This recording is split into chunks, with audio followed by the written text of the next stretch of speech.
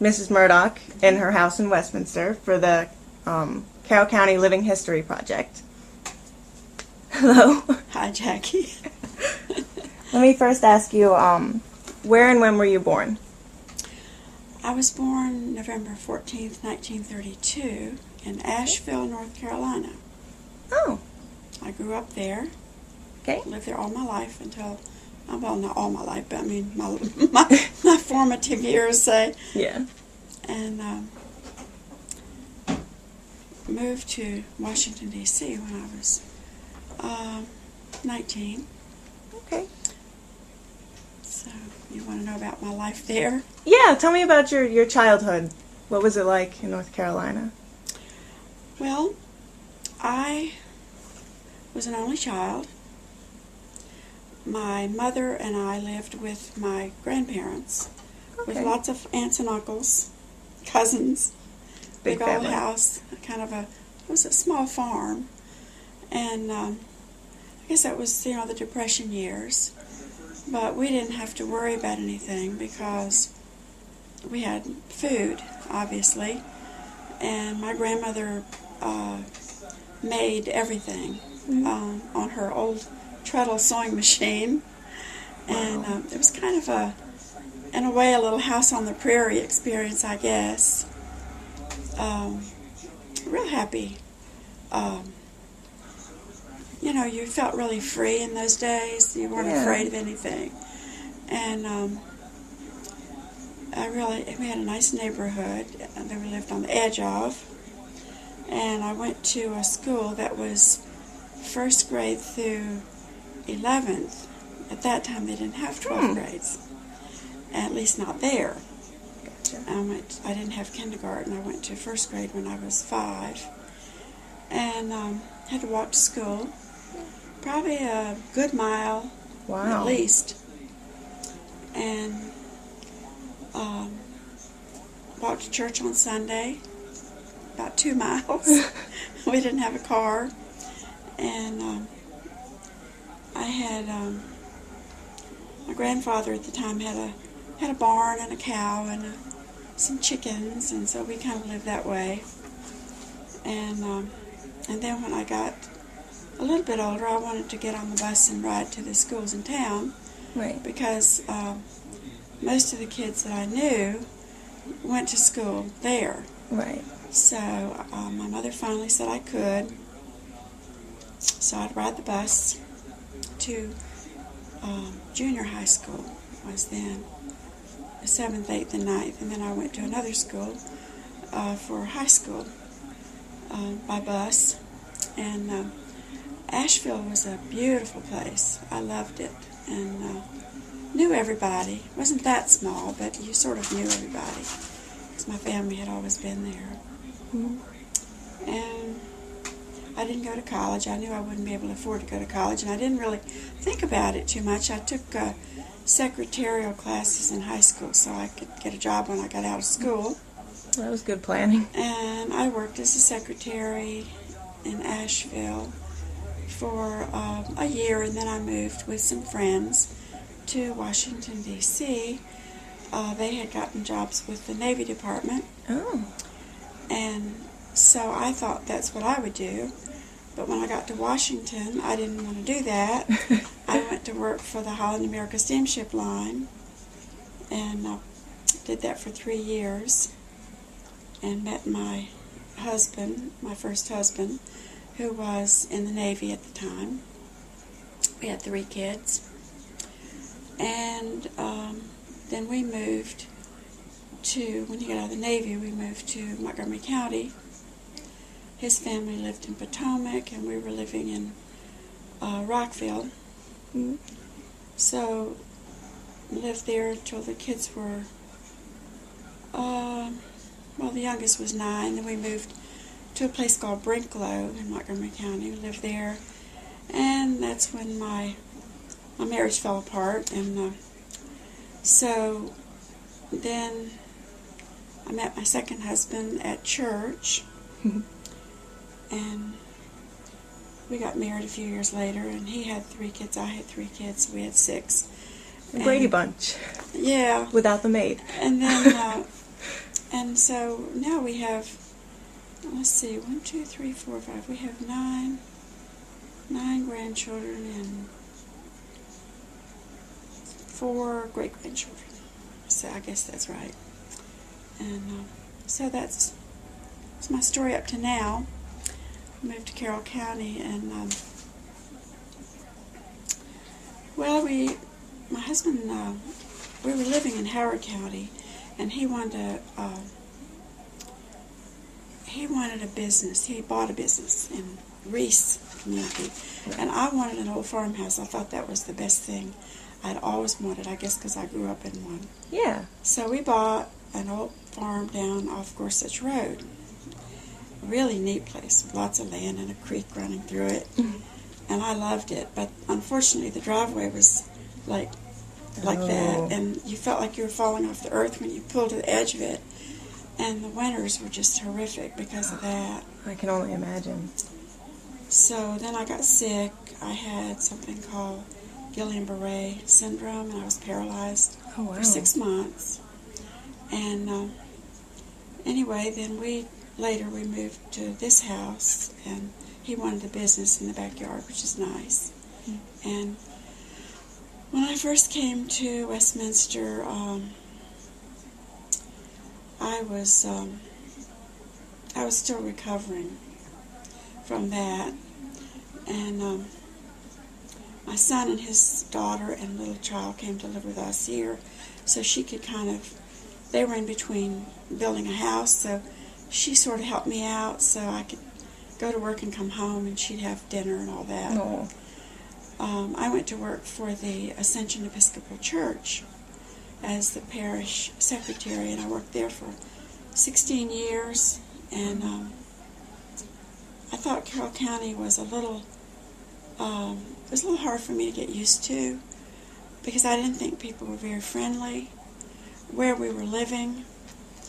But I learned later that everyone was working, so there really wasn't much chance. Like when we were younger, you had small kids, and you had neighbors that had small kids, like that. But it's a big difference when you're not in that kind of neighborhood.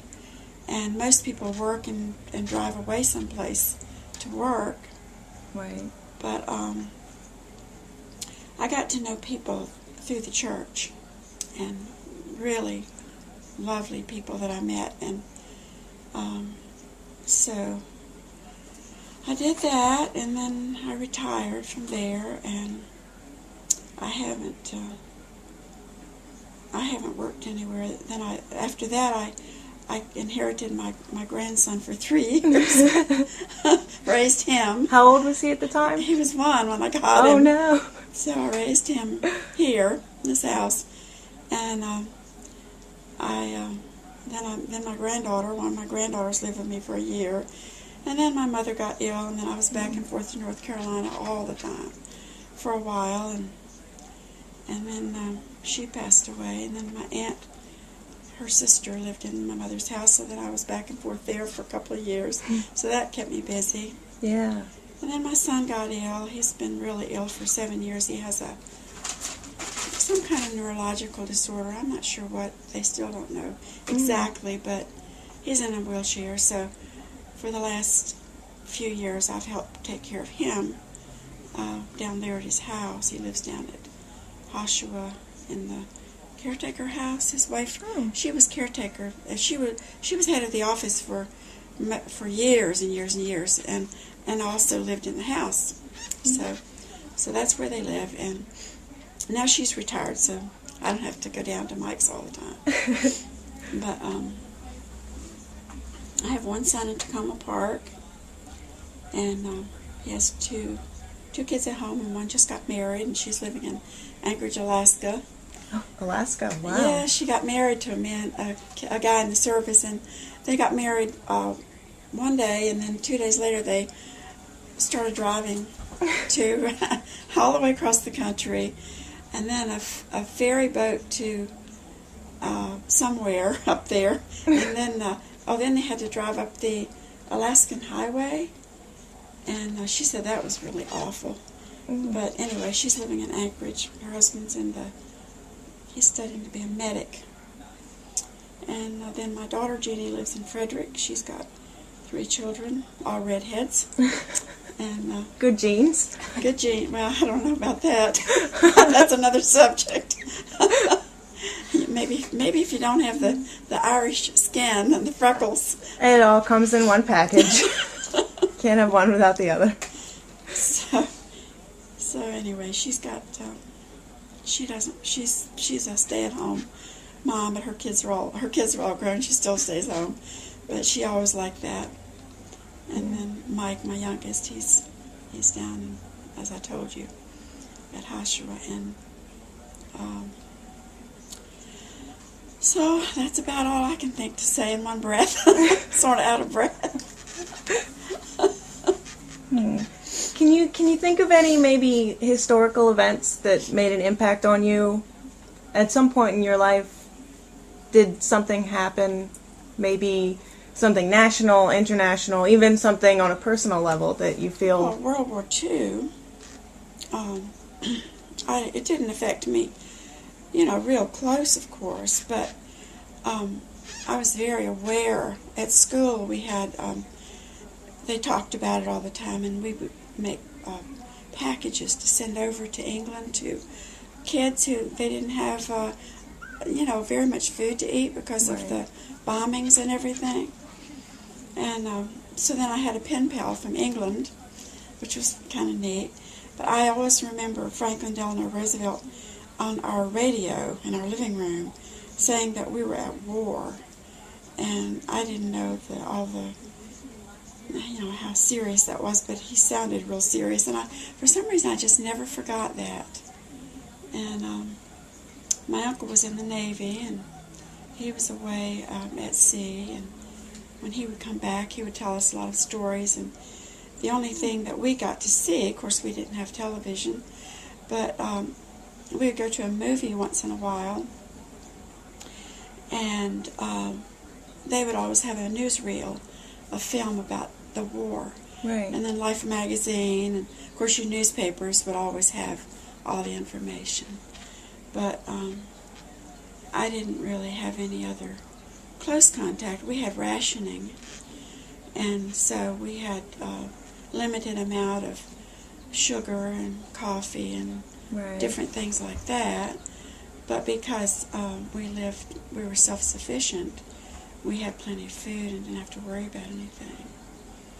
But my mother, my father had left when I was just 4 years old, and my mother was still young, and she dated a few soldiers, and she'd bring them home for dinner, and that was always neat because my grandmother had this great big table, and anybody was welcome to eat. So we enjoyed that, and I used to love to go to church. I always went to church, and I always liked it.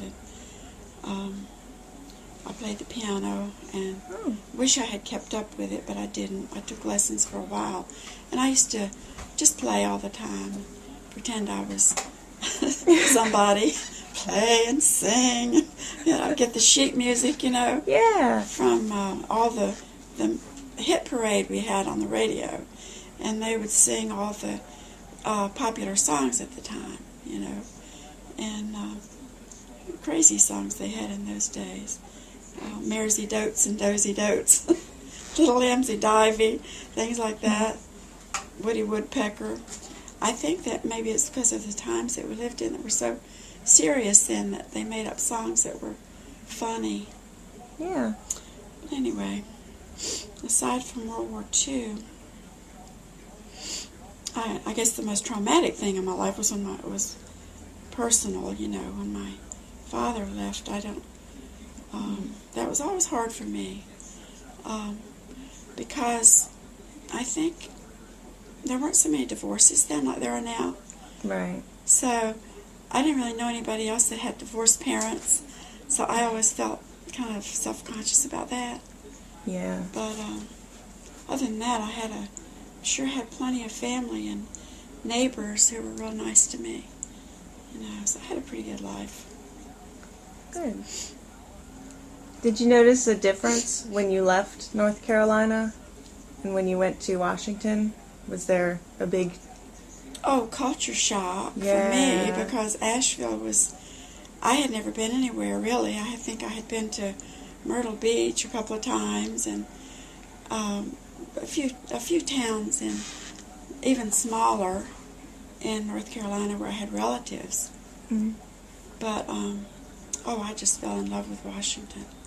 I thought that was just heaven. At that time, it was safe, really safe place. You could go anywhere and didn't feel there was any problem. So I lived in an apartment with 3 other girls from Asheville, and out on Connecticut Avenue. And I got the bus and rode down to work, and we would just go around Washington all the time. They still had a few streetcars then, and we'd go to the Capitol Theater and see a movie and see a stage show, and it just was, for my age and all, I thought it was just really neat. I really liked it.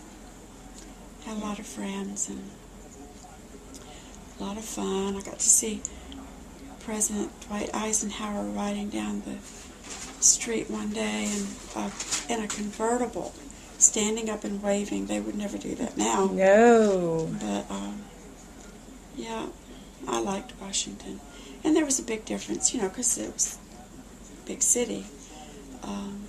Asheville's changed a lot now. It's much more cosmopolitan, I guess you'd say, than it was then. It was a little tiny town. Yeah. But it's a nice time. I enjoyed it. So, I guess, can you give any advice on how to age healthy? Any insight you've picked up? Well, I don't know how healthy. I guess I'm healthy. I'm 78, and except when I had the Guillain-Barré, that would be a different kind of thing. Left me with some neuropathy in my feet was all. But I know it's really important how you eat. I've never smoked or drank either, like my husband said that. Good. I try to eat healthy, and I should get more exercise, but I'm real active. I never sit down hardly. I clean house and, try to work in the yard and just do whatever. I'm not one to sit still very long. That's good. So I guess that helps, and I think your attitude has a lot to do with it, I love where I live. I love Carroll County, and I have always felt like this is really home. And, I like my friends and my church and my neighbors, and I try to keep positive about things, because I've had times in my life when I wasn't, of course. I'm not Pollyanna, but I think attitude has a lot to do with it, and also staying busy, because if you don't have something to do where you feel like you're needed, that's a good word.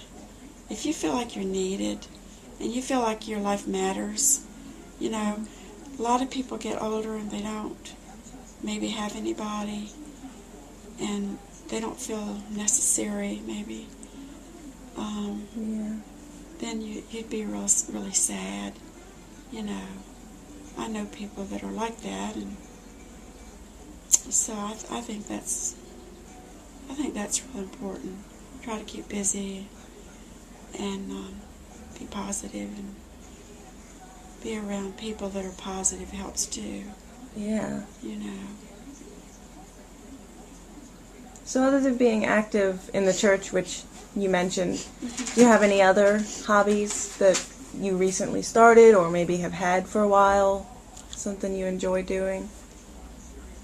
Well, I love to work in the yard, but as you can see, my yard, it hasn't been worked in a while because I have bad knees. But I enjoy that. I enjoy flowers, and I enjoy reading, and I enjoy, just doing things with church and with the Lions Club. I'm not a member, but I go to a lot of the functions, with my husband.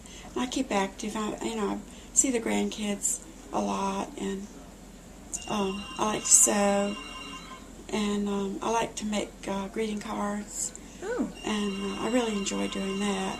I sort of make my own. I tried making a scrapbook. Took a class, Oh.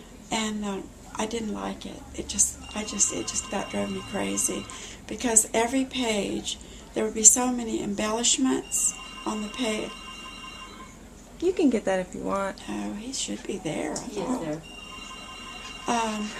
sir. Anyway, that wasn't my thing. So, but I like to make cards, and What do you use to make the cards?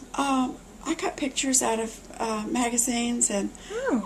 I cut up old cards and take parts of them, and I like to do stamping sometimes, and mostly I just try to do like layer things, pictures and dried flowers, and just whatever I can think of. That's a good way to relax. Yeah. Sit and play. I call it playing paper dolls, which is what I loved to do when I was a kid. I love paper dolls. And you're recycling too. You're Yeah, recycling old yeah, cards, and right. that's neat. So whenever I get a chance, I do that.